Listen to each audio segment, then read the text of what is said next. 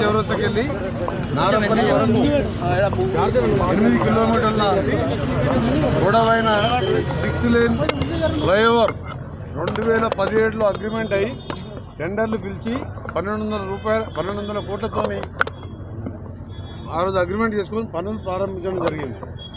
ఇంకా 2 ఏళ్ళు అయితే 3 ఏళ్ళు అయితే 10 ఏళ్ళు పూర్తవుతుంది. చాలా బాధాకరమైన విషయం. వివిధ కారణాలతోని గతంలో చేపట్టిన కంపెనీ కొన్ని ఆర్థిక ఇబ్బందులతో కానివ్వండి, అనేక కారణాలతో ఫారెస్ట్ క్లియరెన్స్ ముందు నారాపూర్ దగ్గరికి వెళ్ళి అక్కడ ఫారెస్ట్ వాళ్ళకి అక్కడ అయిపోయింది.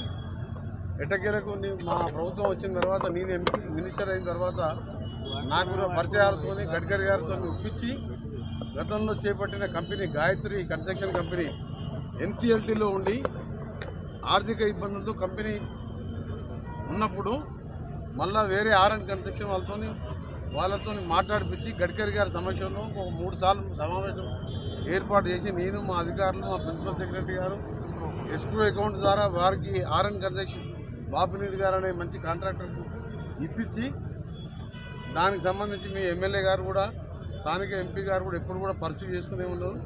దాన్ని ఇవాళ పనులు కూడా వేగవంతం చేయడం జరిగింది. ఇప్పటికే 6 స్లాబ్లు వేసుకుంటూ దాన్ని రేపు జిహెచ్ఎంసీ కమిషనర్ గారు చెప్తే ఆయన ఢిల్లీలో ఉండుకుంటూ సిఈఎన్సీ గారు ఎమ్మెల్యే ఎంపీ గారు అలాగే ఇతర అధికారులతో మా సెక్రటరీ చీఫ్ సెక్రటరీ గారు అందరూ కలిసి రేపు నా ఛాంబర్లో రివ్యూ పెట్టుకున్నాం. ఇక్కడి నుంచి కూడా స్లాబ్లు వేసే కార్యక్రమం జిహెచ్ఎంసీ వేరే వాళ్ళకి ఇచ్చిన కాంట్రాక్ట్. వాళ్ళది 1.2 కిలోమీటర్ల లెంత్, వీళ్ళది 6.8 మాది మా డిపార్ట్మెంట్ నేషనల్ హైవే.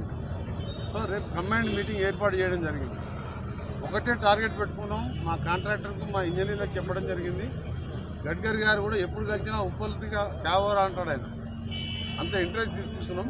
దీన్ని వచ్చే దసరా లోపే ఓపెన్ చేయాలని, దసరా నాటికి దీన్ని ప్రజలకు సౌకర్యం కల్పించడం, దీన్ని ఓపెన్ చేయడం జరుగుతుందని చెప్పి మీ ద్వారా ఇక్కడ ప్రజానికానికి తెలియజేస్తూ, సరే వివిధ కారణాల వల్ల లేట్ అయింది కాబట్టి ఎవరిని బ్లేమ్ చేసే అవసరం లేదు. కొన్ని పెద్ద పెద్ద 8 కోట్ల ఫ్లైఓవరు 6 లేన్ అంటే హైదరాబాద్ ఇంత లెంత్ అయిన ఫ్లైఓవర్ ఆఫ్టర్ పివి నరసింహరావు తర్వాత ఇదే ఫ్లైఓవర్. ఇది 6 లేన్, అది 4 లేన్. సో అందుకని డిలే అయింది. దీన్ని ఎవరిని నిర్మించదలుచుకోరే.